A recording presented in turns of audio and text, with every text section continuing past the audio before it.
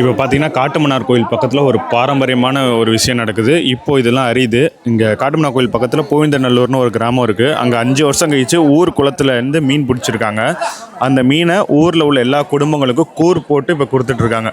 பார்த்திங்கன்னா ஒவ்வொரு குடும்பத்துக்கும் ஒரு கூரில் 10, 15, 20 கிலோ வரையும் இருக்குது.